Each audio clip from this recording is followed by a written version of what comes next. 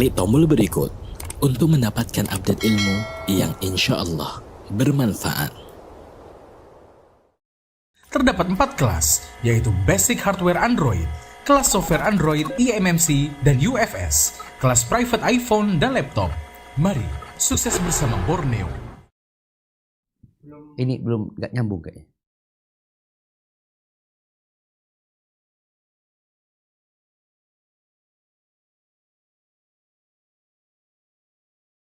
Baik, nama saya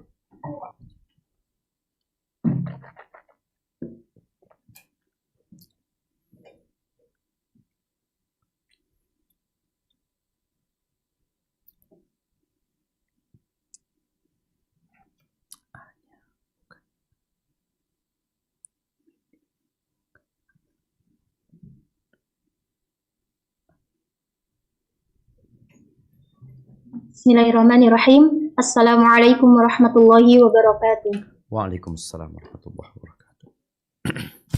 Alhamdulillahirabbil alamin, hamdan katsiran thayyiban mubarakan fi kama yuhibbu rabbuna wa yarda. Wassalatu wassalamu ala nabiyyina Muhammadin sallallahu alaihi wasallam wa ala ahlihi wa ashabihi wa man tabi'ahu bi ihsani ila yaumiddin. Amma ba'd. Pertama-tama, marilah kita panjatkan puji serta syukur kita kehadirat Allah Subhanahu wa Ta'ala yang sampai saat ini masih mencurahkan nikmat-nikmatnya kepada kita semua, terutama nikmat Islam serta nikmat iman.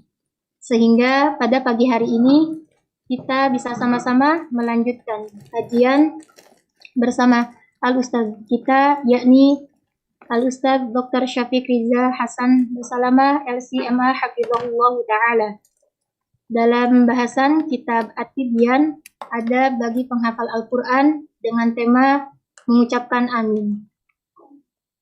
Salawat serta salam semoga selalu tercurah limpahkan kepada Nabi kita, yakni Nabi Muhammad SAW, kepada keluarganya, kepada sahabatnya, serta kepada umatnya yang senantiasa meniti sunnahnya hingga akhir kelak nanti.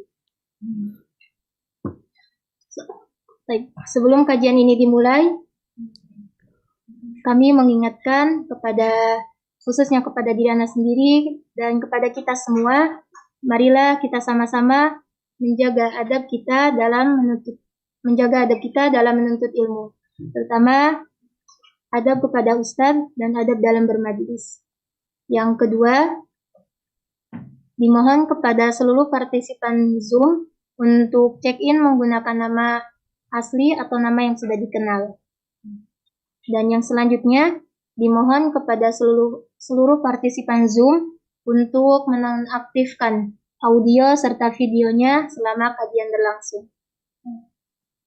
Dan yang selanjutnya, untuk seluruh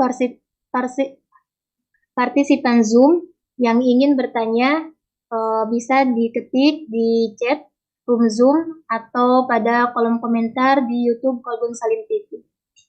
Dan kepada seluruh partisipan Zoom yang ingin bertanya secara interaktif kepada Ustadz, bisa dengan cara raise hand terlebih dahulu ketika sesi tanya jawab. Dan diharapkan pertanyaan yang diajukan sesuai dengan tema kajian kita pada pagi hari ini. Ustadz izin bertanya, apakah nanti ada sesi kuis? Insya Allah. Dan insya Allah setelah sesi tanya jawab akan ada sesi kuis. Demikian muqaddimah yang bisa kami sampaikan. Jazakumullah khairan atas perhatiannya, dan untuk mengefektifkan waktu kepada Ustadz Dr. Syafiq Riza Hasan Basalamah LCMA Hafizahullah Ta'ala, falyatafaddal mashkuran. Barakallahu fiik. Alhamdulillah Rabbil alamin. Wabihi nasta'inu ala umuri dunya waddin.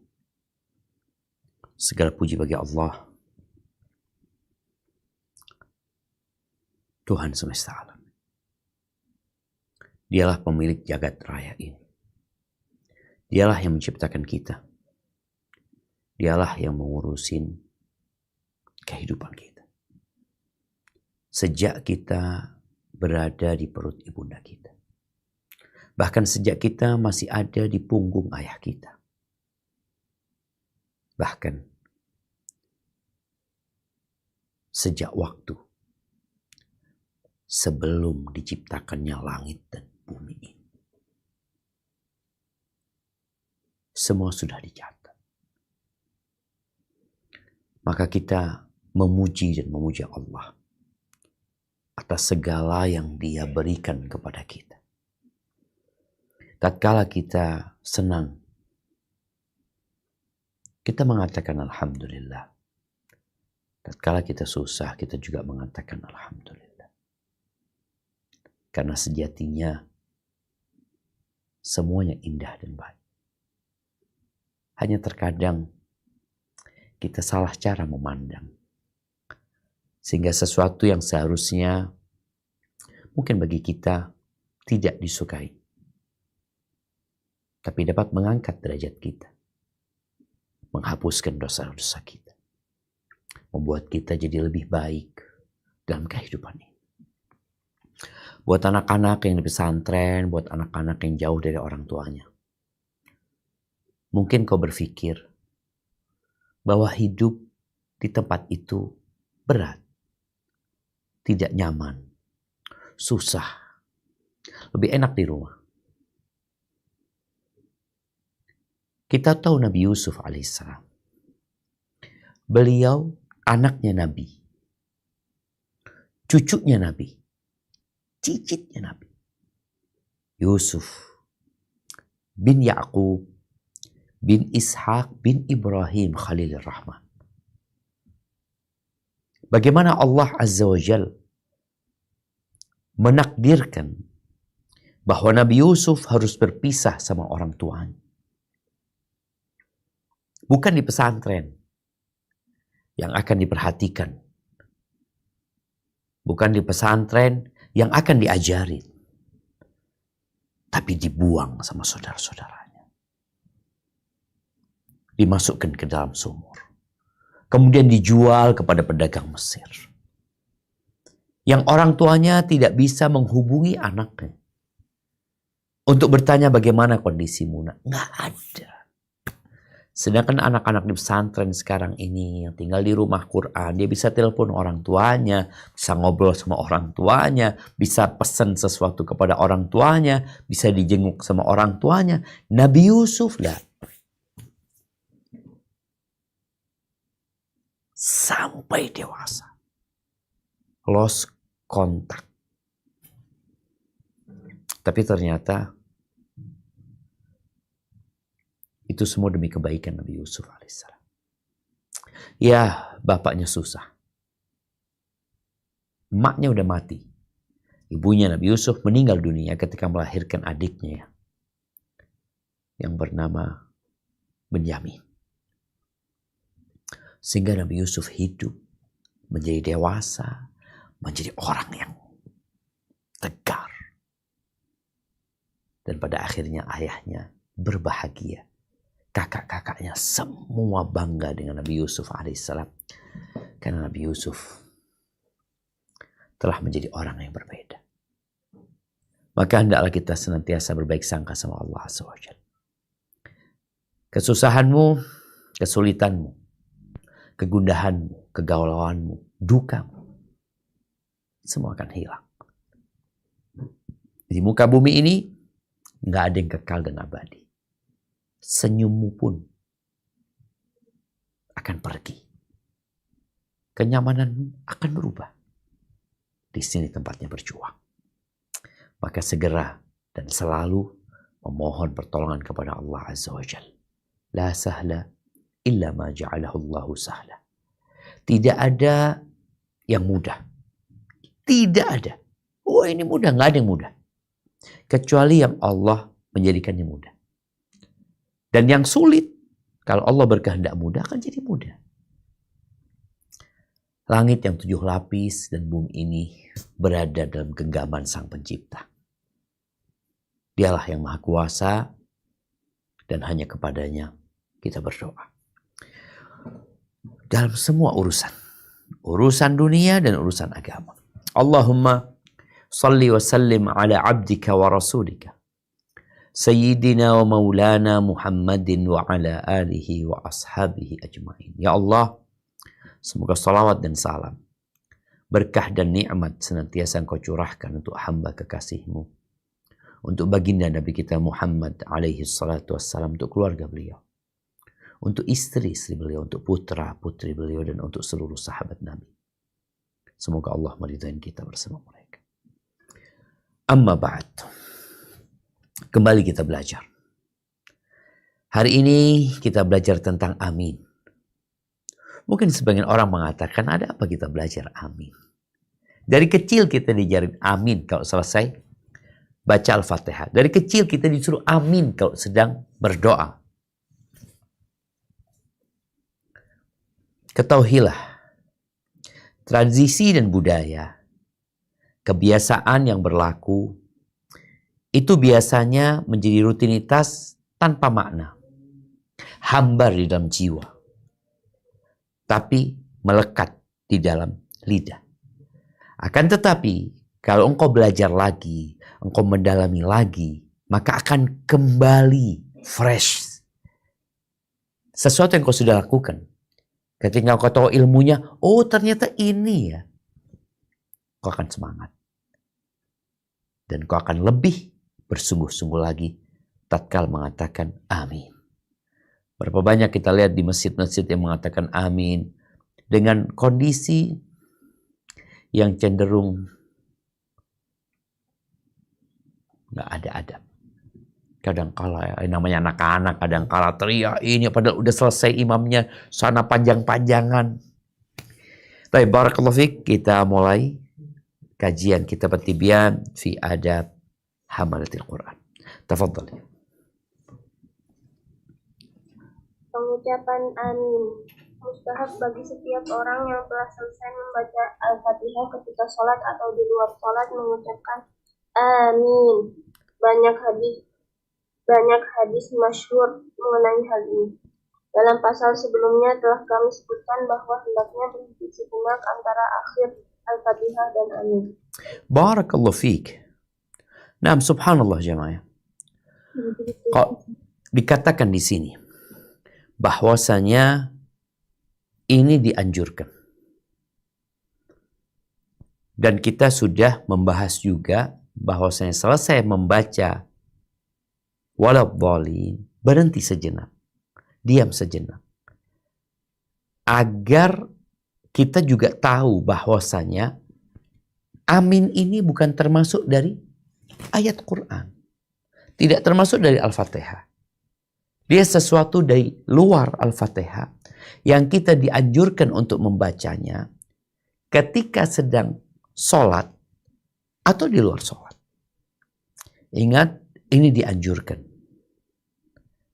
Sebagian orang tatkala mendengar kalimat dianjurkan, mustahab. Oh, berarti gak diamalkan gak apa-apa kan? Kan gak dosa kan? Kan yang namanya sunnah itu kalau diamalkan dapat pahala, kalau tinggalkan gak apa-apa. Kita ini diperintahkan sama Allah untuk berlomba-lomba dalam kebaikan. Fastabiqul khairat. Berlomba-lombalah dalam kebaikan. Masjid Nabawi ketika Nabi mengatakan waladhdallin, kemudian sampai ke waktu amin, masjid itu seperti bergetar dengan kalimat amin. Atau amin. Subhanallah. Seperti itu. Jadi walaupun ini dianjurkan, tapi kalau engkau tinggal, engkau rugi gitu loh. Seharusnya engkau mendapatkan, kau jadi nggak dapat. Jadi hitungannya rugi. Dan bicara hadis-hadis tentang ini banyak. Nanti akan disebutkan beberapanya. Di mana orang yang aminnya itu sama dengan aminnya malaikat, maka akan diampuni dosa-dosanya. Artinya malaikat pun mengaminkan. Baik, apa arti amin? Sebelum membahas tentang bagaimana melafadzkan kalimat amin yang benar, di sini Al-Imam Nawawi menyebutkan artinya dulu. Kenapa? Dengan memahami arti ini kok jadi semangat. Dan kalau kita lihat ya, kalimat amin ini sudah ada sebelum Islam. Maka nanti akan dibahas kalimat amin ini ternyata berasal dari kalimat Ibraniyah. Boleh jadi dari kalimat Samia. Sam, putranya Nabi Nuh alaihissalam. Jadi bahasa kunonya itu. Sehingga ada banyak kata yang diserap oleh bahasa Ibrani, yang diserap oleh bahasa Arab. Ya, seperti itu. Di antaranya kalimat amin. Makanya kita mungkin mendengar orang-orang Yahudi, orang-orang Nasrani, ketika mereka berdoa, mereka mengatakan amin. Tapi apa maknanya? Kita akan baca. Tafadhal. Di antara maknanya, ya Allah kabulkanlah. Baik. Nih, yang pertama, ya Allah kabulkanlah. Makanya kita baca selesai doa dan Al-Fatihah itu separuh awalnya itu pujian. Pujaan. Mulai dari Alhamdulillahirabbil alamin, Ar-Rahmanir Rahim, Maliki Yaumiddin. Kemudian pernyataan, Iyyaka na'budu wa iyyaka nasta'in. Setelah itu permohonan. Ini pertengahan. Iyyaka na'budu wa iyyaka nasta'in. Ini antara aku sama hambaku. Seorang hamba mengabdi kepada Allah dan dia memohon, Allah janji akan kasih apa yang dia pinta. Kemudian berdoa. Setelah selesai berdoa, kita mohon kepada Allah agar dikabulkan doa kita. Maka dikatakan amin. Ingat, ini kalimat amin bukan hanya dibaca selesai Al-Fatihah, tapi selesai berdoa. Sebagaimana kita lihat di beberapa hadis, kita diperintahkan untuk mengaminkan doa yang dibaca oleh Nabi alaihi salatu wassalam. Baik, makna yang kedua,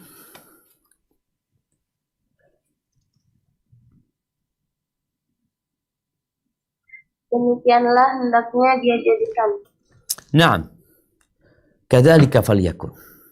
Artinya mirip dengan minta dikabulkan. Tapi ini ya seperti itu yang kita inginkan ya Allah. Seperti yang dalam doa itu, ihdinas siratal mustaqim, siratal ladzina an'amta 'alaihim, ghairil maghdubi 'alaihim waladdallin. Lalu kita mengatakan amin. Demikian kita minta itu kayak gini ya Allah, gitu. Kita minta kayak gini. Hendaklah ini yang terjadi ya Allah.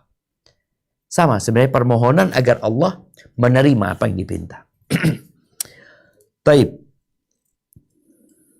Yang ketiga, Lakukanlah. nah ini maknanya lakukanlah. Umpamanya. Lakukan itu ya Allah buat kami ya Allah. Jadi tetap mengandung makna tadi, minta atau memohon agar permintaannya dikasih sama Allah Azza wa Jalla. Agar diinginkan itu diberikan sama Allah Azza wa Jalla. Lalu kita mengatakan amin. Lakukanlah ya Allah. Kasihlah Allah sama kita ya Allah. Baik. Tidak ada yang kuasa atas hal ini selain Engkau. Baik, lanjutkan.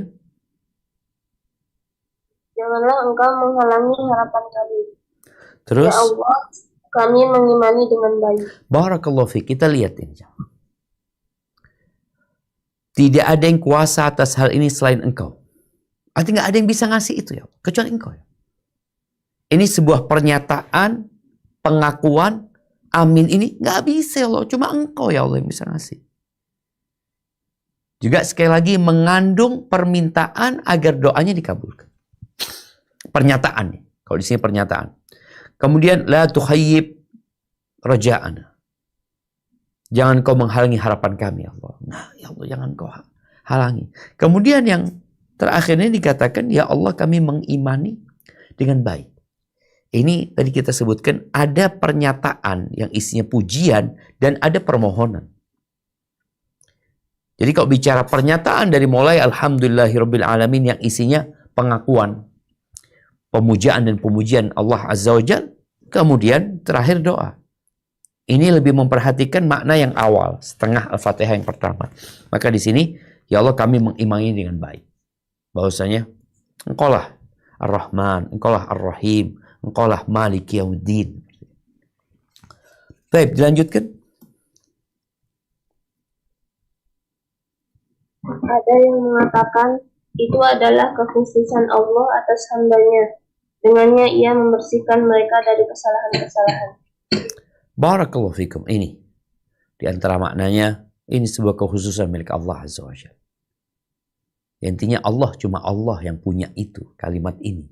Dan Allah yang membersihkan hamba dari bala, dari petaka, dari Allah Subhanahu wa ta'ala. Baik, dilanjutkan.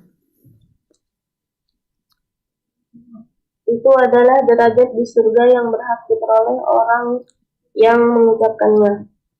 Merupakan sebuah nama dari nama-nama Allah Ta'ala. Pendapat ini diingkari oleh jumhur serta para muhakkik. Baik, barakallahu fiik ya. Kita di sini ada yang berpendapat bahwasanya dia itu adalah derajat di surga. Amin ini. Kemudian mengatakan itu nama Allah Azza wa Jalla. Kalau bicara nama Allah, enggak sahih. Ini diingkarin. Kalau bicara derajat di surga, boleh jadi. Orang yang mengatakan itu akan Allah kabulkan doanya dan Allah berikan tempat di surga bagi dia. Karena orang yang tadi aminnya dia sama waktunya dengan aminnya malaikat, dia akan diampuni dosa-dosa yang terdahulu. Jadi ini bukan nama-nama Allah, bukan nama Allah amin ini ya. Baik, dilanjutkan. Sebuah kota Ibrani yang diarabkan. Ya, sebuah kata Ibrani ya. Lanjutkan. Abu Bakar Al-Wiraq mengatakan, itu adalah kekuatan doa dan permohonan atas rahmat. Barakallahu fikum. Taib dan lainnya. Jadi yang berkata ini bahasa Ibrani yang diarabkan, boleh jadi tadi, boleh jadi ini bahasa Ibrani atau memang bahasa Sam yang diserap oleh Ibrani dan diserap oleh Arab.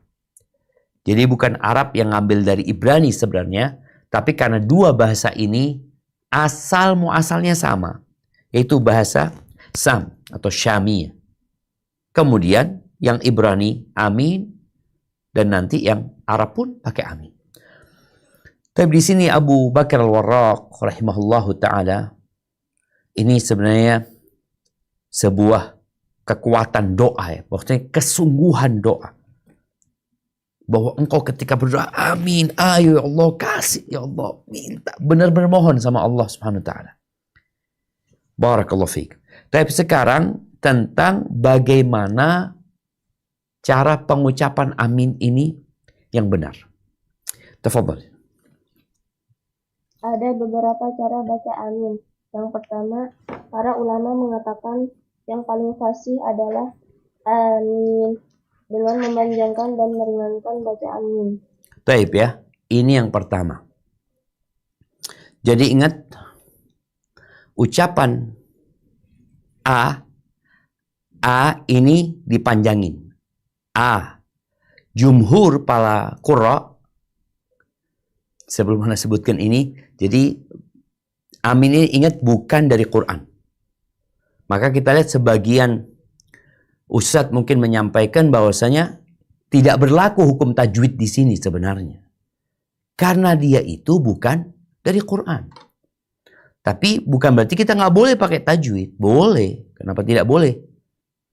Maka bacaan A-nya ini mad badal ya.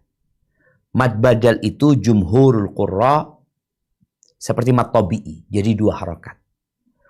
Ada yang lainnya, nah baca, mereka membolehkan mad badal itu sampai pertengahan atau sampai panjang. Makanya kadang-kadang kita ngelihat ada yang A-nya dipanjangin banget. Bukan dua harokat ya. Bukan amin. Dia mau coba amin. Ya seperti itu. Jadi ini sebenarnya sama dengan yang pertama. Yang dikatakan ini yang paling fasih dengan memanjangkan. Nah, memanjangkan A-nya ada dua tadi. Yang mengatakan mad badal dibaca dengan seperti mad tabi'i dua harokat saja, maka ya sudah, dia cuma amin. Tapi kalau dia mau panjang-panjangan, ya tadi boleh sampai 4 atau 6 harokat. Tapi adapun minnya diringankan, tidak ditasydid. Bukan amin, enggak. Jadi amin. Taib, ini yang pertama. Taib, yang kedua. Yang kedua, amin. Min dibaca pendek. Pendapat Nah, wallahu a'lam ya. Kalau Ana lihat, Ana beberapa kali mendengarkan kajian tentang Tibyan ini, yang dipendekinnya itu adalah A-nya.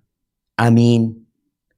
Jadi bukan minnya yang dibaca pendek, karena ini terjemahannya. Kalau di bahasa Arabnya itu, tunggu ana baca.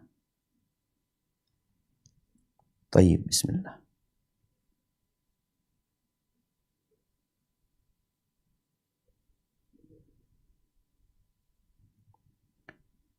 Tayyib, wathaniya bil qasri.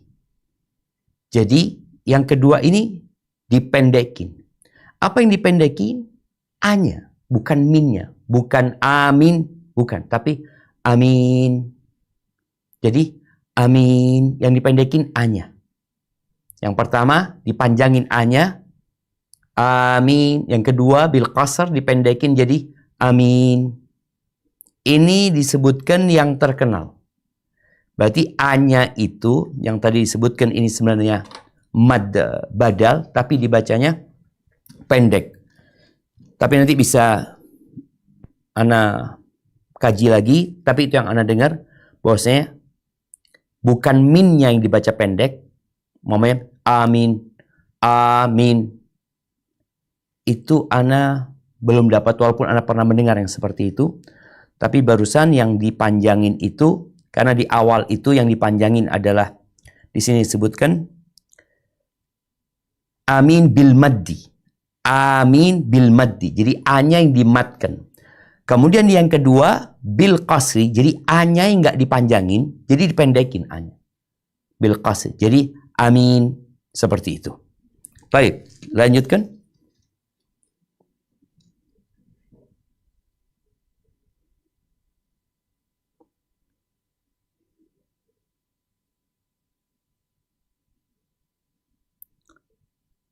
Yang ketiga,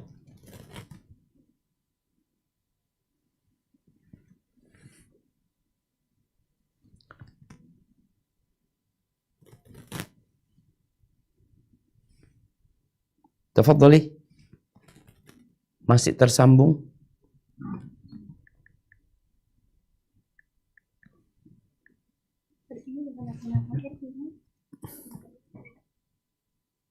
Pendapat pertama dan kedua ini sangat masyhur. Yang ketiga,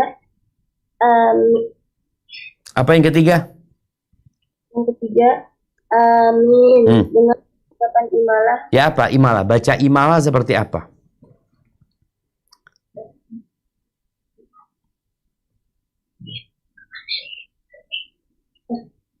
Amin dengan ucapan imalah dengan Imalahnya di mana?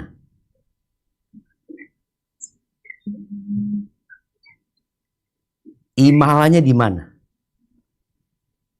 Imalahnya di alif, di hamzah, afwan. Imalahnya itu di hamzah. Gimana kalau baca imalah di hamzah? Amin. Iya. Jadi bacaan imalah itu kan antara fathah sama ya. Jadi baca amin. Ini terus nulisnya seperti apa? Mungkin iya tulisnya bukan A ya, bacanya bukan A karena disebutkan ini bil imalah dengan mad. Jadi di imalah tapi dipanjangin. Ini seperti yang pertama nggak pakai imalah, yang ketiga ini pakai imalah. Amin. Coba dibaca.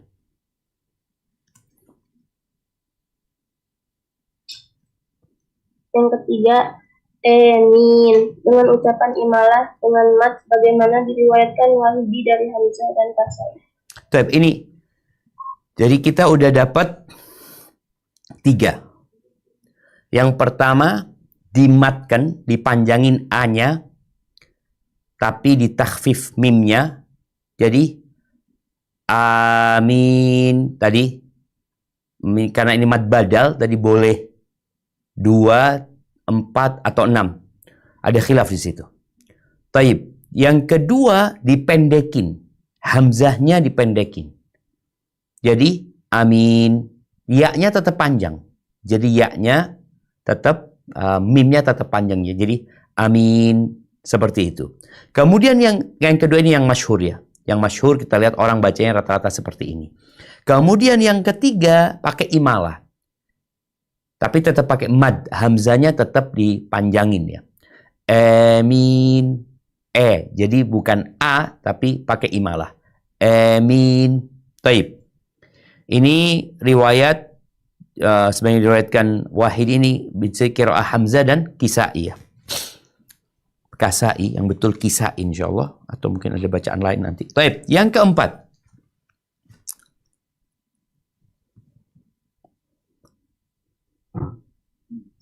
Yang keempat, amin. Dengan bacaan Apa yang keempat ini? Coba dibaca yang keempat. Yang keempat, amin. Dengan bacaan tasdid dan mad pada mim, sebagaimana diriwayatkan Wahdi dari Hasan dan Husain bin Fadl. Taib. Dilanjutkan baca yang ini.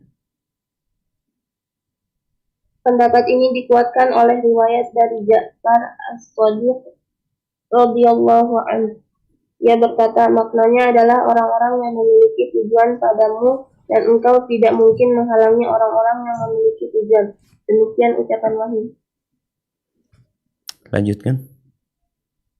Pendapat keempat ini sangat aneh. Kebanyakan ahli bahasa menganggapnya sebagai kesalahan ucap orang-orang awam. Sekelompok ulama mengatakan, barang siapa yang mengucapkannya dalam sholat, maka batalah sholatnya. Allahu Akbar jamaah. Kita lihat yang keempat ini. Yang keempat ini sebenarnya ada sebuah ayat dalam Al-Quran ya.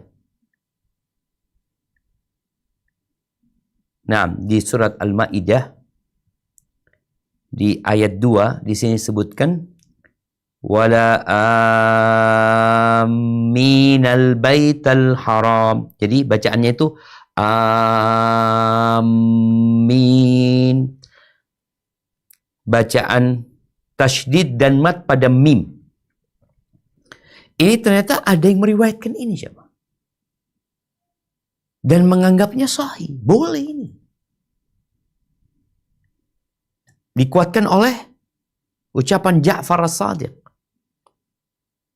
Salah satu dari ahlu baitin Nabi SAW ya. Atau cucu Rasul SAW. Dan apa maknanya sekarang? Kalau ternyata sekali lagi ingat ini bukan termasuk dari Al-Fatihah. Apa maknanya? Ja'far menyebutkan maknanya memang kalau makna aslinya amin itu tujuan. Artinya seorang yang menuju ke tempat tertentu dia. Di sini disebutkan aminal baital haram, yakni menuju ke Baitullah Al-Haram. Taib. Ini ucapan Wahidiyah, ucapan Wahidiyah. Al-Imam An-Nawawi ya, ini sebuah adab ya. Dari seorang yang berilmu itu, dia tidak mudah menyalahkan. Apalagi ternyata kok ada salafnya sepertinya. Di sini Al-Imam Nawawi mengatakan pendapat ini aneh.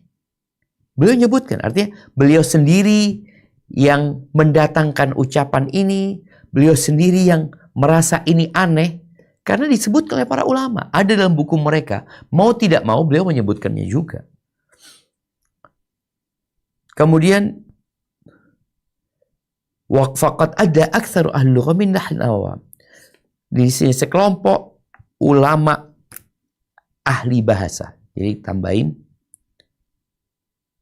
sekelompok ulama kebanyakan ahli bahasa atau iya kebanyakan ahli bahasa udah cukup ini menganggapnya sebagai kesalahan ucap orang-orang awam, lahan ya, salah ngomong. Jadi bukan sesuatu yang diperbolehkan. Namanya orang salah mungkin aja orang awam ya amin seperti umpamanya. Tapi ternyata Al-Wahidi menyebutkan enggak, boleh itu. Boleh. Yang maknanya di sini disebutkan orang-orang yang memiliki tujuan padamu dan kau tidak mungkin menghalangi orang yang memiliki tujuan. yang tujuannya kepada Allah SWT. Dan ada ulama lain yang menyebutkan sih, wa qala jama'atun min ashabina, ini perlu diperbaiki. Sekelompok ulama dari kalangan mazhab Syafi'i, dari kalangan mazhab Syafi'i,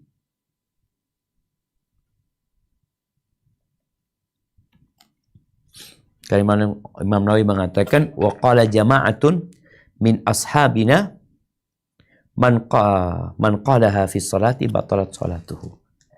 Nah, baik. Jadi ada pendapat yang mengatakan batal orang kalau bacanya pakai cara yang keempat ini. Jadi kita perlu berhati-hati, bacaan yang paling masyhur, yang boleh, bukan yang paling boleh, yang insya Allah paling aman, yang tadi disebutkan, memanjangkan hamzah sama mimnya tanpa tasydid, yaitu amin, atau memendekkan hamzahnya, memanjangkan mimnya amin, amin ya, atau membaca pakai imalah tapi pakai mat amin, seperti itu. Yang keempat yaitu memanjangkan hamzah dan mentasyidkan mim ya, sehingga masuk kepada mim amin ya. Baik, barakallahu fiik. Kita lanjutkan. Ahli bahasa Arab mengatakan, dalam bahasa Arab haknya adalah waqaf karena ia merupakan suara yang mana wasolnya dengan memfathahkan nun karena bertemunya dua sukun sebagaimana difathahkannya aina dan kaifa, dan tidak mungkin dikasroh karena beratnya pelafalan kasroh setelahnya. Nah, melanjutkan. Ini adalah ringkasan berkaitan lafal amin, sedangkan pembahasan luas beserta penguat juga pendapat mengenai hal ini terdapat dalam kitab Tahdzibul Asma' wal Lughat. Masya Allah, barakallahu fiik. Jadi haknya di sini diwakafkan. Amin, tidak disambung. Kalau dia terpaksa mau nyambung, maka difathahkan. Bukan amini, tapi jadi nanti amina sebagaimana disebutkan si kaifa ya, aina, tidak mungkin dikasroh karena beratnya pelafalan kasroh setelah ya. Kaifi itu berat, jadi disebutnya kaifa. Barakallahu fiik. Ini adalah pembahasan yang ringkas tapi penting sekali ya, berkaitan dengan amin ini. Baik, kita lanjutkan. Para ulama berpendapat dianjurkan mengucapkan lafal amin dalam sholat sebagaimana imam dan makmumnya serta munfarid orang yang sholat sendirian. Hendaknya imam dan munfarid mengeraskan pada sholat jahar. Barakallahu fiik ya. Dianjurkan mengucapkan amin ini bagi imam dan makmum. Jadi kalau imamnya membaca waladhdallin, bukan dia diam, tapi dia baca amin juga. Dianjurkan ini bukan hanya untuk makmum, tapi imamnya pun dianjurkan untuk amin. Dan ketika sholatnya sholat jahriyah, tentu dikeraskan suaranya. Bagaimana dengan munfarid? Orang yang sholat sendiri. Maka orang sholat sendiri, sebagaimana sudah dibahas, kalau itu sholatnya yang memang kita dianjurkan mengeraskan suara, seperti maghrib, isya, subuh, maka hendaklah dia mengeluarkan suaranya juga, mengaminkan. Maka ini buat para perempuan pun yang dia sholat di rumahnya, hendaklah dia memperhatikan amin ini. Baik. Lanjutkan. Mereka berpendapat perihal jaharnya makmum. Mereka berbeda pendapat. Tambahkan di sini. Mereka berbeda pendapat.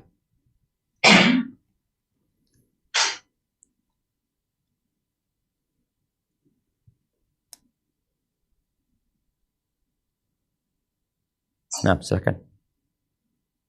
Mereka berbeda pendapat perihal jaharnya makmum. Yang sahih, ia mengeraskan bacaannya. Yang kedua, tidak perlu mengeraskan. Yang ketiga, jahar ketika jamaahnya banyak. Jika tidak, maka tidak. Barakallahu fiik. Ini jamaah memang terdapat beberapa pendapat para ulama. Makmum ini, kalau imamnya mengatakan waladhdallin, apakah makmum itu jahar atau tidak? Kalau imam dianjurkan mengeraskan suara. Imam dan yang sholat sendiri dianjurkan. Ketika sholat jahriyah, maka dianjurkan mengeraskan suara. Gimana kalau makmum sekarang? Ada teman-teman yang cerita ketika dia sholat di Turki ya, sholat berjamaah, maghrib sampai kepada akhir Al-Fatihah, dia amin dengan suara keras, yang lainnya nggak ada suara. Pelan-pelan semuanya. Kenapa seperti itu? Karena memang di dalam madhab Hanafi, mereka lebih menguatkan pendapat yang tidak mengeraskan. Tapi tetap amin ya, cuma tidak dengan suara keras. Di madhab Syafi'i, disebutkan di sini, terjadi khilaf juga di antara mereka. Cuma yang sahih menurut Al-Imam An-Nawawi disebutkan di sini, mengeraskan suara. Itu yang sahih. Ada pendapat ketiga yang mengatakan jahar jika jamaahnya banyak. Jadi kalau cuma antum berdua, sholatnya atau berlima, ya pelan-pelan aja. Tapi yang sahih, mengeraskan suara mau dia berdua, mau bertiga, mau berempat, makmum dianjurkan mengangkat suaranya. Baik, tafadhal. Hendaknya ucapan amin makmum bersamaan dengan ucapan amin imam. Bukan Baik. sebelum Bukan sebelum atau sesudahnya. Bukan sebelum atau sesudahnya. Ini berkaitan dengan pembahasan saktah. Berdiam. Di mana imam setelah waladhdallin itu dianjurkan diam kan. Maka makmum kadang-kala nggak diam. Langsung imamnya belum selesai waladhdallin, ini amin, sudah mereka di belakang.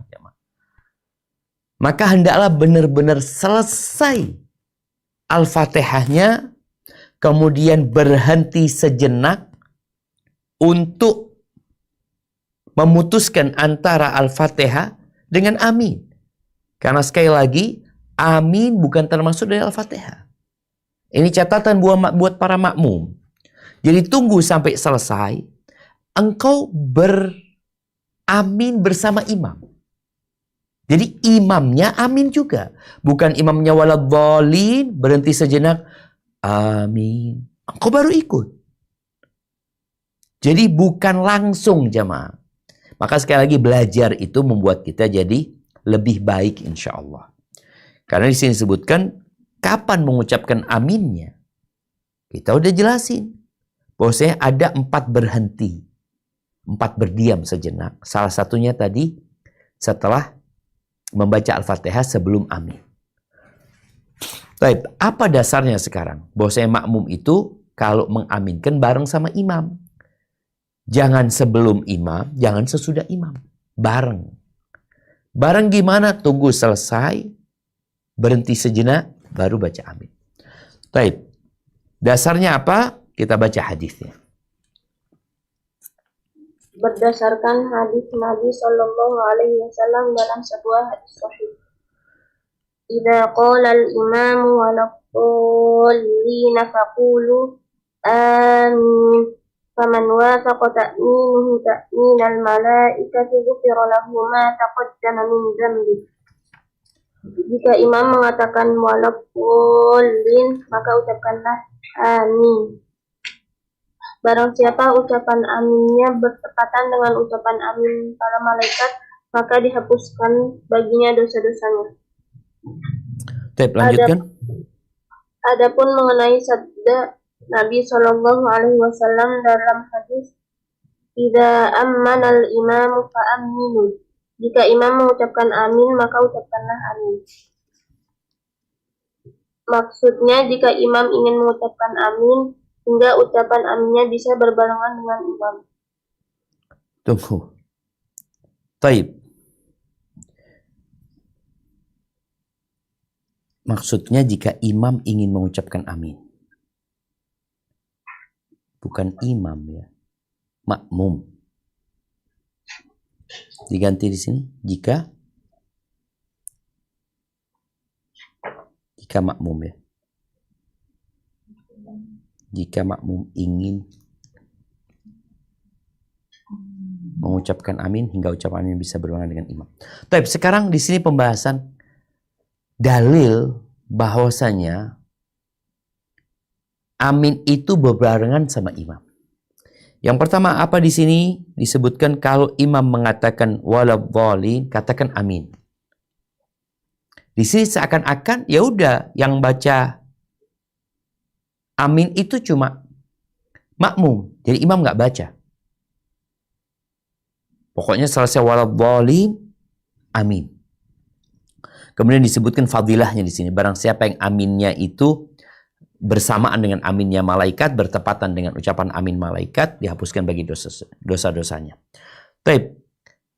Adapun ucapan Nabi di sini, idza ammanal imam fa'aminu. Apabila imam itu mengucapkan amin, maka kalian aminlah. Di sini disebutkan berbarengan. Jadi tidak mendahului imam, tidak setelahnya imam. Di sini engkau insya Allah imamnya bareng sama aminnya bareng sama malaikat. Dapat fadilah tadi. Dan ini menunjukkan bahwasanya imam itu mengucapkan amin juga. Taib. Ini ada satu hal yang unik di sini. Rasulullah SAW mengatakan, idza kabbaral imam fakabbiru. Kalau imamnya sudah bertakbir, kalian bertakbir. Bukan bareng sama imam. Tapi setelah imam. Kalau imamnya sujud, kalian sujud. Artinya sudah sujud imamnya, kalian gak bareng sama imamnya. Tapi mengikuti imam. Nah, ketika amin ini, ternyata dianjurkan berbarengan. Jadi tidak ada kondisi dalam sholat yang makmum berbarengan sama imam itu, kecuali amin ini. Coba dibaca. Para ulama, ini para ulama dari kalangan madhab Syafi'i. Ya.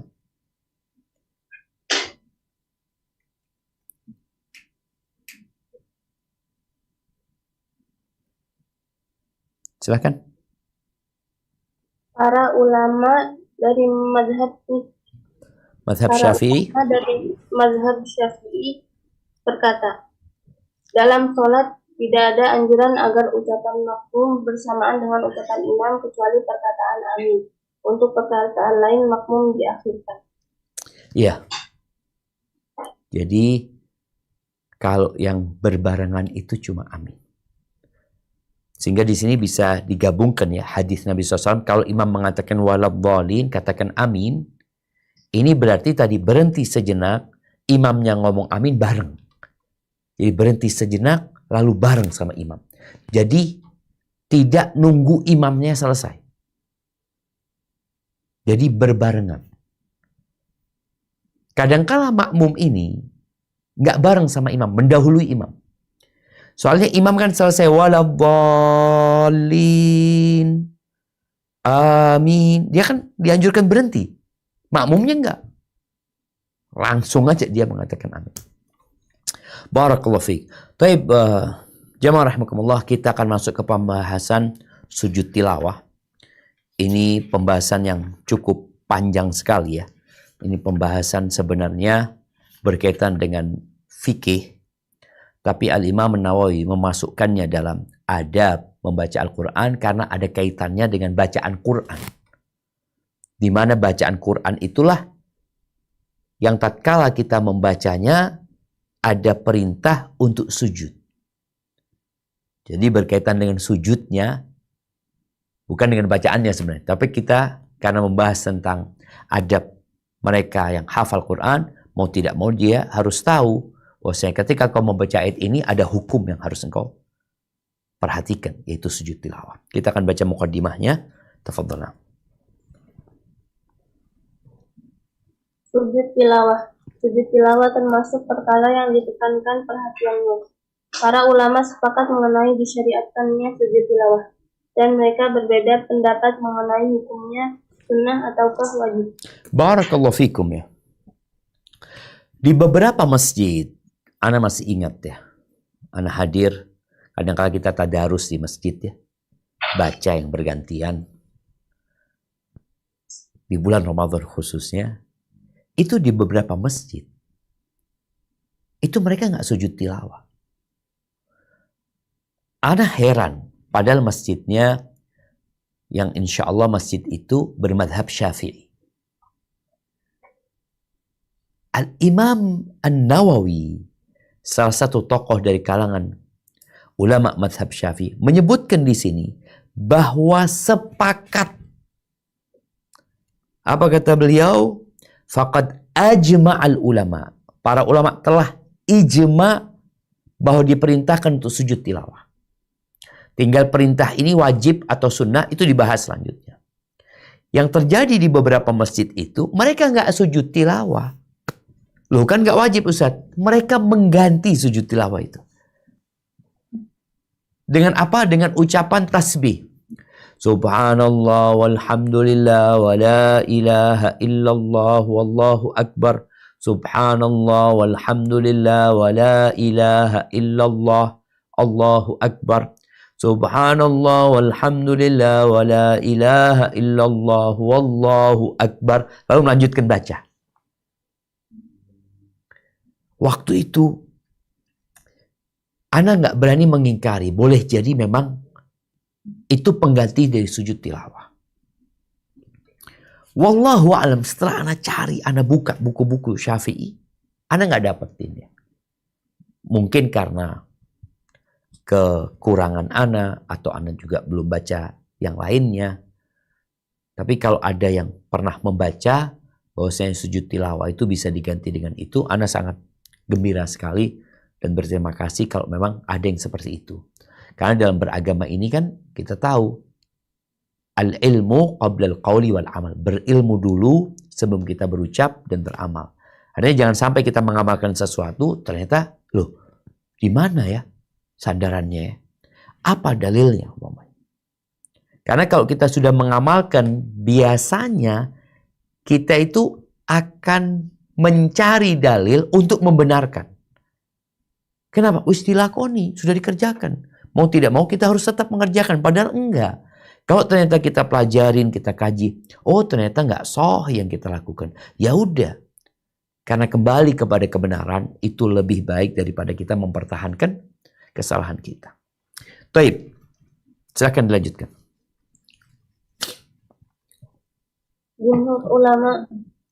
Jumhur ulama berpendapat tidak wajib tetapi mustahab.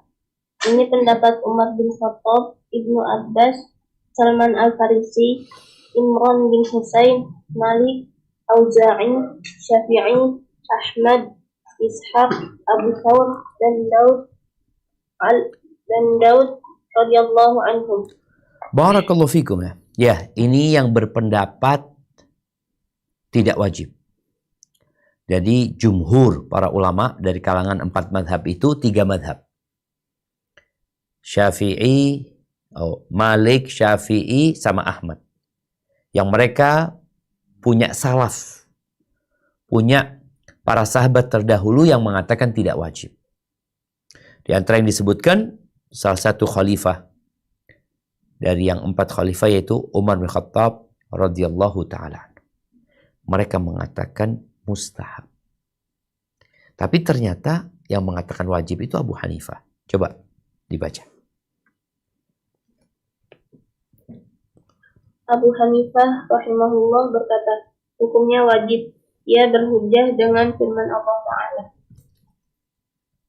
Fama lahum la yu'minun wa idza quri'a 'alaihimul Qur'anu la yasjudun. maka mengapa mereka tidak mau beriman? Dan apabila Al-Quran dibacakan kepada mereka, mereka tidak mau bersujud. Al-Insyiqaq surat ke-48 ayat 20. 80. Surat ke berapa?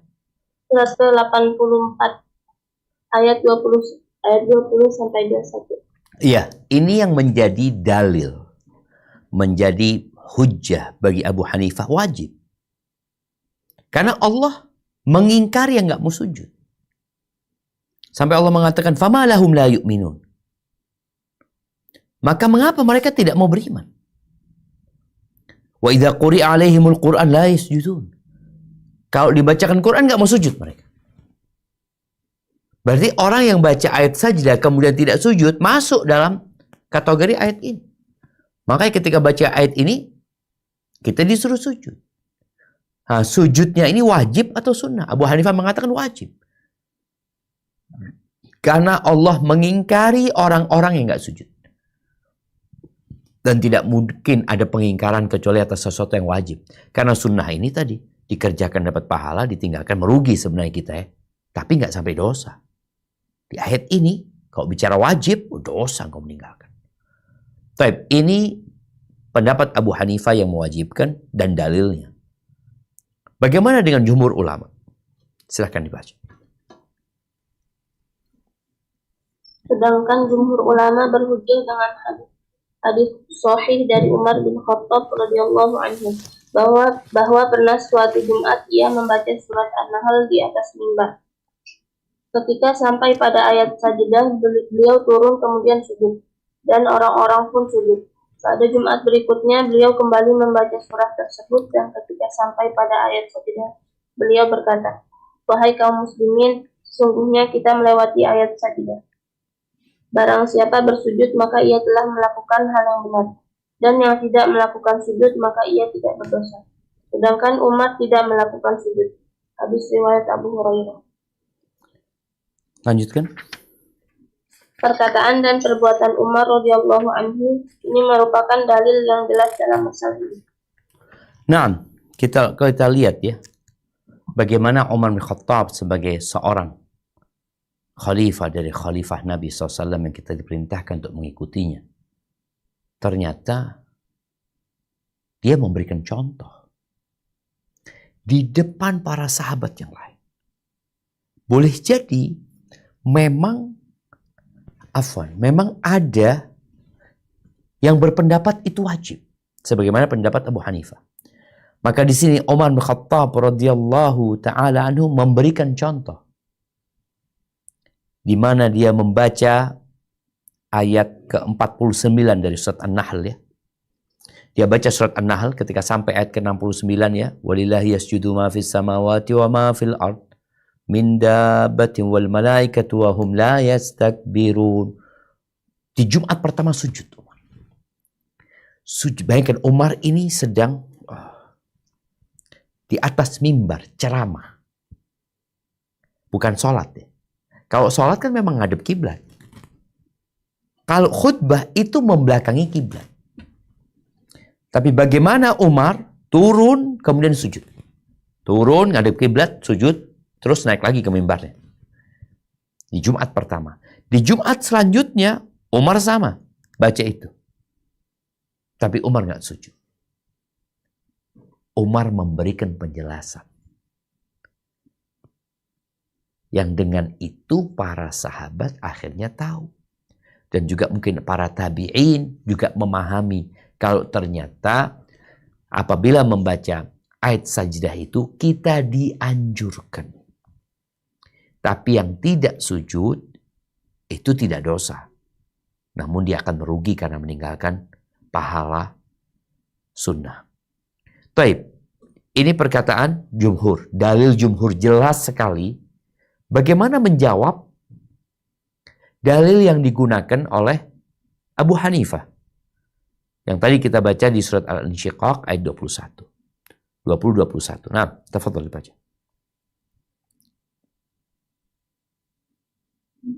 Jawaban untuk ayat yang dijadikan hujjah oleh Abu Hanifah rahimahullah sudah jelas karena maksud dari tercelanya mereka sebab tidak mau bersujud karena mendustakan. Sebagaimana firman Allah Ta'ala setelah itu. balil ladzina kafaru yukadzibun. Bahkan orang-orang kafir itu mendustakannya. Iya. Surat Ini jawaban terhadap dalil yang digunakan oleh Abu Hanifah. Jadi, jamaah rahimakumullah, ketika ada dua pendapat dan kita ingin memilih salah satu dari pendapat tersebut, harus ada penguat. Kenapa engkau menguatkan yang berpendapat sunnah? Loh, ada dalilnya. Baik, dalilnya perbuatan Umar. Baik, yang mengatakan wajib punya dalil juga. Apa jawabanmu terhadap dalil ini? Maka disebutkan bahwa pengingkaran yang ada di surat Al-Syiqaq itu karena mereka mendustakan. Ketika Allah mengatakan fama lahum la yu'minun wa idza quri'a 'alaihimul qur'anu la yasjudun. Ini kan mengingkari yang enggak mau sujud. Tapi di ayat ke-22 Allah sebutkan balil ladzina kafaru yukadzibun. Mereka itu mendustakan. Sedangkan orang yang beriman enggak mendustakan, dia percaya, dia beriman bahwa Al-Quran kalamullah. Dan dia juga mengakui bahwa ayat ini dianjurkan untuk sujud, diperintahkan untuk sujud. Tapi dia enggak sujud bukan karena mendustakan. Kalau kita enggak mau sujud karena mendustakan, bisa kafir. Tapi kalau kita enggak sujud bukan karena mendustakan, karena memang ya enggak, kita mungkin repot ya. Mungkin aku kondisinya tidak ada tempat buat sujud atau ini itu. Tapi yang jelas dianjurkan kita untuk sujud. Baik. Dilanjutkan. Terdapat riwayat dalam As-Sahihain dari Zaid bin Thabit radhiyallahu anhu bahwa ia membaca surat An-Najm di hadapan Nabi sallallahu alaihi wasallam dan ia tidak melakukan sujud. Terdapat pula riwayat bahwa Nabi sallallahu alaihi wasallam melakukan sujud pada ayat sajadah surat An-Najm. Masya Allah, barakallahu fiik. Ya, kalau kita lihat di sini, kalau tadi Umar bin Khattab yang mempraktekkan. Dengan dia membacakan, kemudian dia sujud. Ternyata di dalam riwayat Bukhari Muslim, ada praktek dari Nabi SAW. Apa prakteknya? Praktek pertama Nabi SAW tidak sujud. Ketika Zaid bin Thabit membacakan surat An-Najm. Di akhir surat An-Najm, ada perintah untuk sujud. Nabi nggak sujud. Zaid tidak sujud dan Nabi tidak sujud. Karena ada yang mengatakan, oh karena yang baca nggak sujud, maka yang dengarkan nggak harus sujud. Tapi kan Nabi SAW tidak menyuruh Zaid untuk sujud.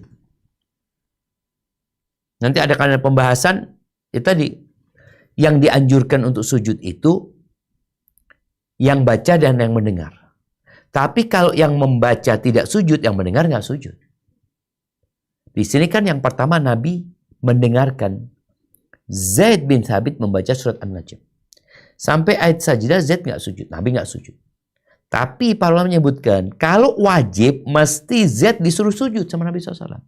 Baru Nabi akan sujud bareng Zaid. Tapi Nabi tidak menyuruhnya. Kemudian juga ada riwayat, ini Nabi sendiri SAW, di mana Nabi SAW beliau sujud pada ayat saja di surat An-Najm. Artinya beliau sujud, dan ketika bersama Zaid, beliau nggak sujud dan tidak menyuruh Zaid untuk sujud. Menunjukkan bahwa itu tidak wajib. Taib, ada berapa dan di mana saja ayat-ayat sajdah tersebut, insya Allah kita akan bahas pada pertemuan yang akan datang. Insya Allah mudah-mudahan kita bisa menyelesaikan. Masya Allah, ini panjang sekali pembahasan tentang ayat sajdah jamaah. Pada pertemuan yang akan datang insya Allah. Barakallahu fiik. Mungkin kita masuk ke sesi tanya jawab kalau memang sudah ada pertanyaan yang masuk. Barakallahu fiik. Alhamdulillah, barakallahu fikum ya Ustaz. Wa jazakallahu khairan atas materinya.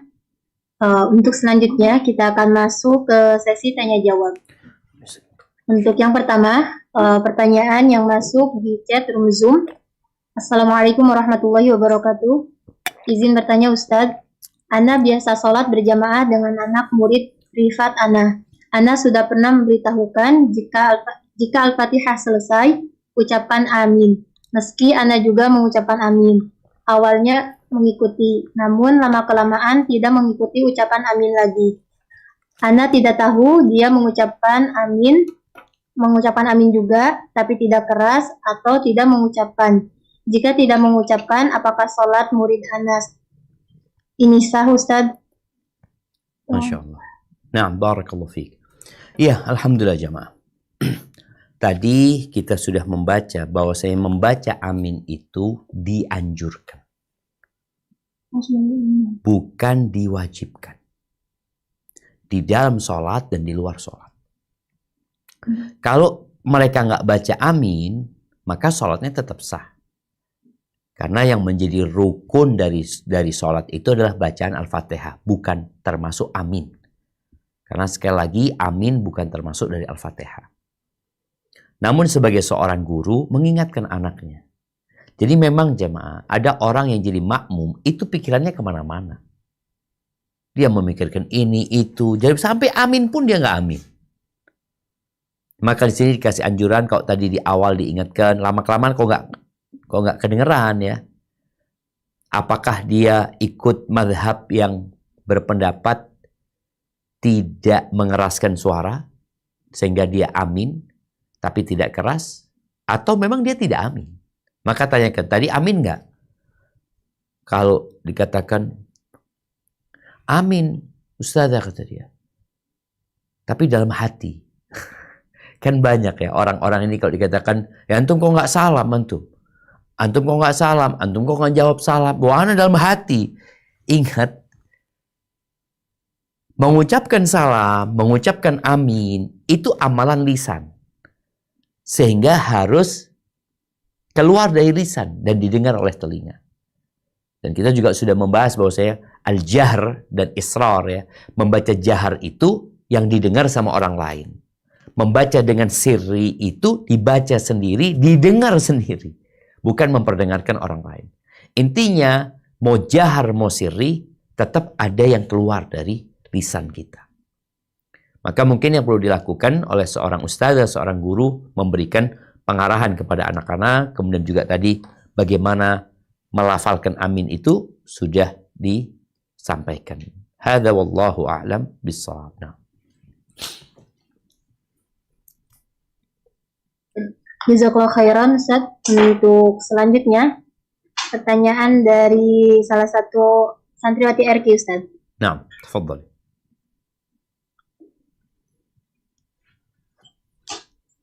Assalamualaikum, Ustaz. Waalaikumsalam warahmatullahi wabarakatuh. Ahlan Ana wasahlan. ingin bertanya, bagaimana jika ketika kita lagi setoran hafalan dan itu ada ayat sajadah, apakah kita diwajibkan untuk sujud, Ustaz? Masya Allah, barakallahu fiik. Kan, Ustaz? Nah, ini kembali kepada adanya khilaf di antara para ulama ya. Tentang sujud, hukum sujud tilawah. Yang mengatakan wajib, ya harus sujud. Harus sujud ya. Dia sujud, kemudian baru lanjutkan. Tapi yang berpendapat sunnah, dan itu sepertinya pendapat yang rojih ya, pendapat yang lebih kuat, karena itu pendapat jumhur ulama, kemudian dipraktekkan oleh para sahabat Nabi, seperti Umar bin Khattab radhiyallahu anhu, dan dilihat para sahabat, Umar sujud dan Umar tidak sujud. Jadi lihat kondisi. Engkau mau sujud, fadhal. Engkau sujud. Buat yang jangan yang setoran, yang hafalan. Ketika engkau murajaah, nah di sini para ulama menyebutkan, ketika engkau membaca Quran dan diulang-ulangi, maka cukup sujudnya sekali. Bacaan yang kedua, yang ketiga, yang keempat nggak perlu sujud. Artinya di satu majelis itu ya. Kan ada anak-anak yang sedang menghafal tadi, mengulang-ulangi ayat tilawah, ayat sujud tilawah itu.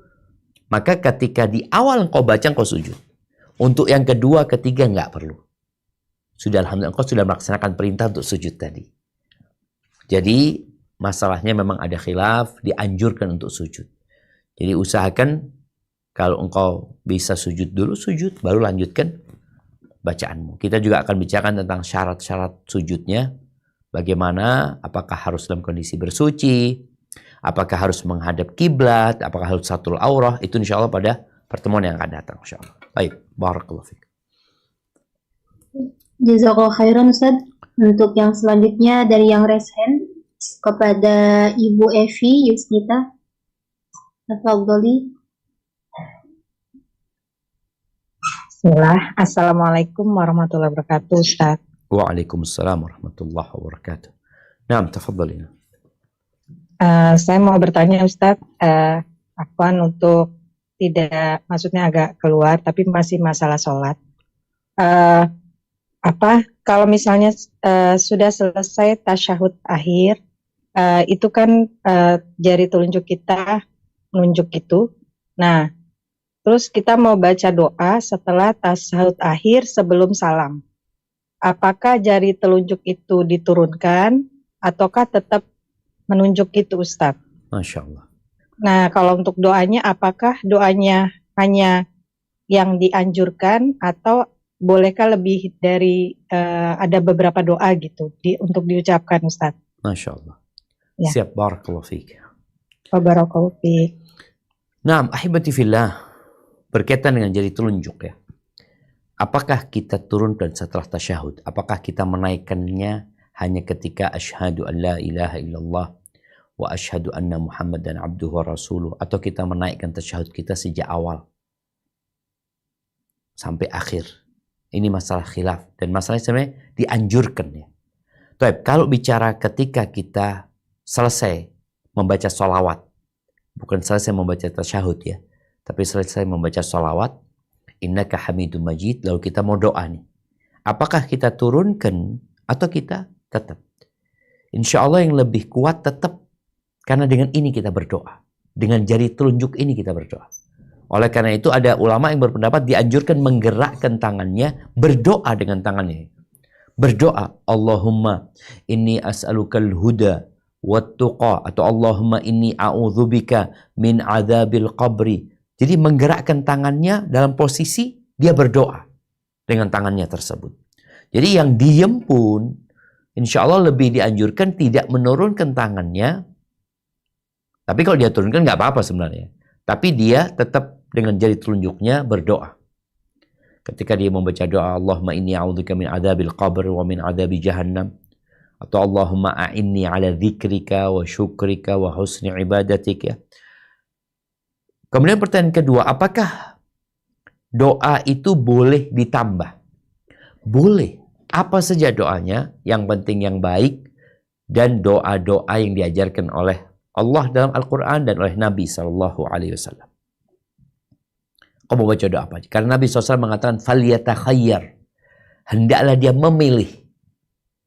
Jadi kalau namanya memilih, ya banyak doa, silahkan pilih. Bolehkah pakai bahasa Indonesia? Yang lebih utama adalah doa yang ma'thur ya. Doa yang sudah diajarkan oleh Allah dan Rasulnya, itu yang seharusnya kita baca.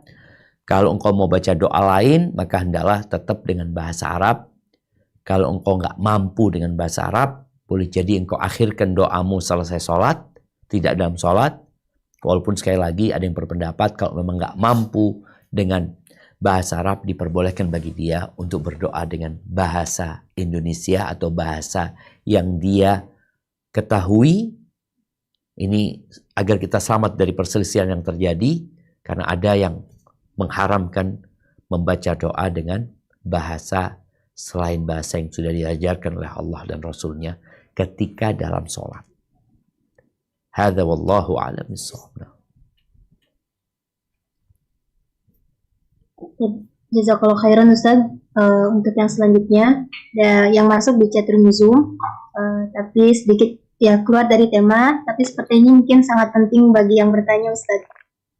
Assalamualaikum warahmatullahi wabarakatuh Ustaz. Waalaikumsalam warahmatullahi wabarakatuh. Bagaimana seorang istri mengganti atau membayar mud puasa Ramadan ketika sedang hamil dan menyusui, di mana kalau ditotalkan itu ada 3 kali, 1 tahun hamil, 2 tahun menyusui, dan bagaimana sikap suami untuk mengajarkannya kepada istri agar mengganti atau membayarnya. Mohon penjelasannya Ustaz.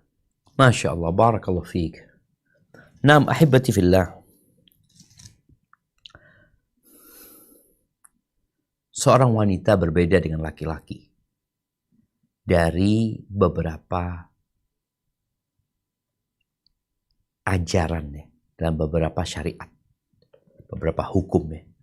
Kalau kita tahu perempuan dia berhenti sholat, libur sholatnya karena sedang datang bulan, tapi dia nggak mengganti sholatnya. Ketika dia sedang tidak berpuasa, maka dia mengganti puasanya.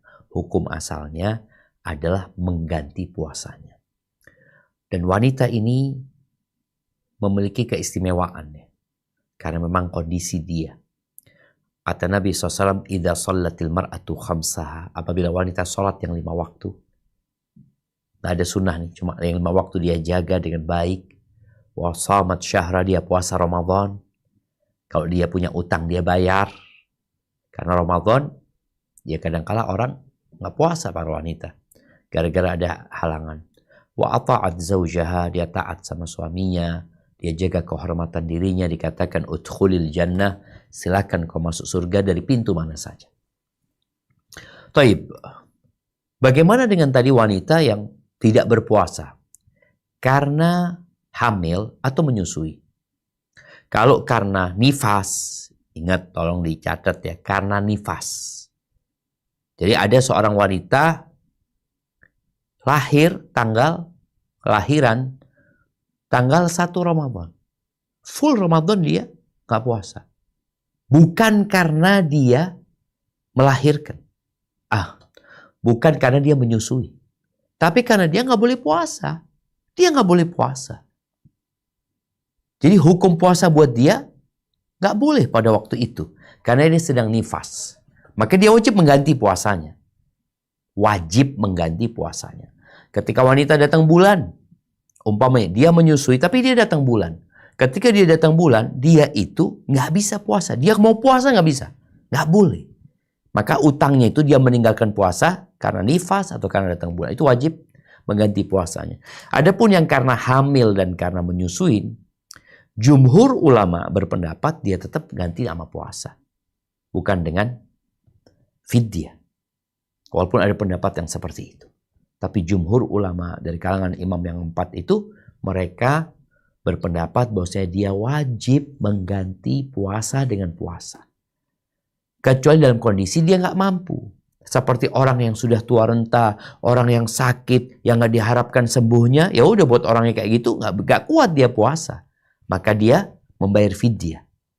Maka engkau kasih pengertian kepada istrimu bahwasanya engkau hendaklah membayar hutang dengan berpuasa. Oh, ini sudah 3 kali.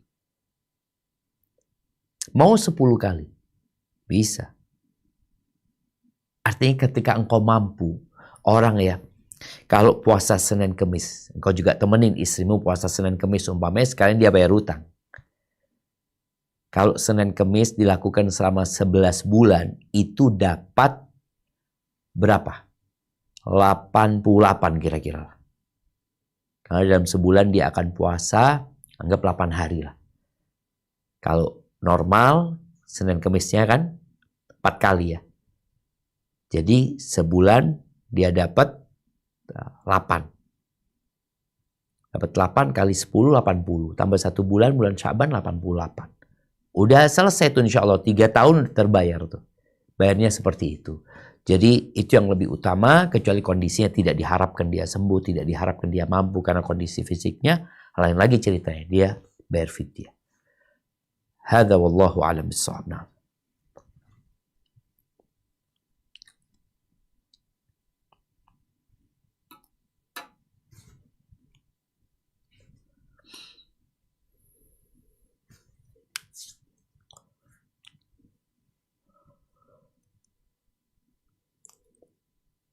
تفضل.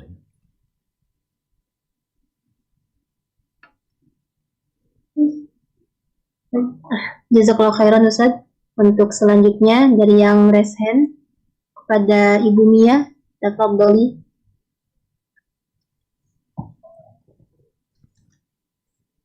Assalamualaikum warahmatullahi wabarakatuh Ustaz. Waalaikumsalam warahmatullahi wabarakatuh. Iya, Ustaz Ahmad izin bertanya. Kemarin kan Ana ini kebetulan lagi main di rumah, di tempatnya teman Ana, dan maksudnya ini nggak ada niat ya Ustadz ya. Jadi ternyata di sana itu, di tempat teman Ana itu ada ini Ustadz, kayak Ana nggak ngerti, Ana kiranya itu dokter, intinya secara medis gitu ya. Kemudian kita ngobrol-ngobrol, akhirnya disarankan sama teman Ana untuk coba periksa aja. Maksudnya kan Ana kebetulan beberapa kali keguguran ya Ustadz. Nah, Nah kemudian Ana ditanya-tanya sama beliau, Ana pertamanya ngiranya itu medis, dan Ana pertama main ke sana bukan niat untuk itu ya Ustadz ya. nah, Nah, ternyata setelah Ana konsultasi, maksudnya Ana ngobrol-ngobrol, ini kan pemeriksaan kayak diperiksa-periksa gitu, lewat kaki sih Ustadz orangnya. Terus terus intinya orangnya bilang gini, terus dilarang makan ini gitu. Nah terus pas sampai rumah, Ana sama suami Ana ini ngobrol. Itu pakai metode apa ya? Anak kan tanya gitu. Kayaknya bantuan jin deh. Nah, si suami Ana itu bilang gitu, Ustadz. Iya, maksudnya kan ada beberapa teman juga di situ, dan beliau itu kayak bisa ngelihat si orang ini tuh pernah punya penyakit ini. Maksudnya memang beliau itu tahu, dan teman anak pun ada yang terheran-heran. Kok bisa ya orangnya tahu gitu. Intinya seperti itulah, Ustadz. Nah, terus Ana jadi kepikiran, ini Ana termasuk mendatangi dukun atau gimana ya Ustadz, dan kepikiran apakah sholat Ana diterima ataukah bagaimana gitu Ustadz. Terus untuk larangan-larangan dari beliau, ya ini cuma bicara apa? Ini sih Ustadz kayak masalah makanan yang pada umumnya aja, maksudnya hindari makan seafood, ayam dan gitu-gitu aja sih Ustadz, nggak yang gimana-gimana, nggak ada syarat gimana-gimana. Itu bagaimana ya Ustadz ya? barakallahu fiik ya. Baiklah, jazakallahu khairan Ustadz. Barakallahu fiik ya. Semoga semangatnya untuk memurnikan imannya, menguatkan tauhidnya, dijaga sama Allah Azza wa Jalla. Karena banyak orang yang gak peduli ya. Dia mau berangkat kemanapun, yang penting yang dia inginkan dia dapatkan.